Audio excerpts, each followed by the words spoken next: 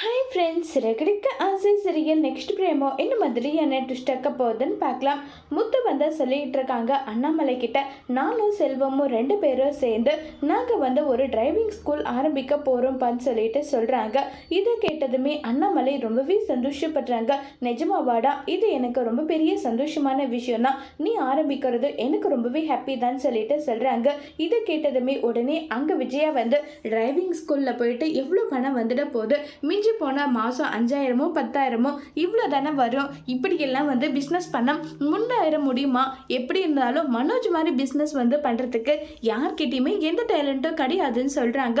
உடனே முத்து, எனக்கெல்லாம் அவனை மாதிரி எல்லாம் முன்னேறணும்னு ஆசையே கிடையாது, சுயமாக சம்பாரிச்சு அது மூலிமா முன்னேறி ஏன் அதில் ₹1 வந்தால் கூட அது எனக்கு சந்தோஷம்தான், அது எனக்கு ஹாப்பி தான், இதெல்லாம் எனக்கு பெரிய விஷயம் கிடையாதுன்னு சொல்லிட்டு சொல்கிறாங்க. உடனே மீனாவும் இங்கே பாருங்க அத்தை, எங்கள் புருஷனை நீங்கள் அப்ரோச் பண்ணலனாலும் பரவாயில்ல, ஆனால் இந்த மாதிரி ஒரு தொழில் தொடங்கும் போது அதுக்கு நெகட்டிவாக சொல்லி டிசப்பாயின்மெண்ட் பண்ணாதீங்க இருந்தாவே அதுவே ரொம்பவே சந்தோஷமாக இருக்கும் நல்லா சொல்லி ரொம்பவே கோவமாக பேசுகிறாங்க மீனா. இதை கேட்டதும் என்னடி வாய் ரொம்ப ஓவர் ஆயிடுச்சா, என்ன பேசிட்டு இருக்க நீ சொல்லிட்டு கோபப்படுறாங்க. இதை கேட்டதும் முத்து, ஏன் பொண்டாட்டி எனக்கு சப்போர்ட் பண்ணுறா, இதில் உங்களுக்கு என்ன பிரச்சனைன்னு சொல்லிட்டு கோபப்படுறாங்க முத்து. அதோட இந்த பிரமவை முடிச்சிருக்காங்க.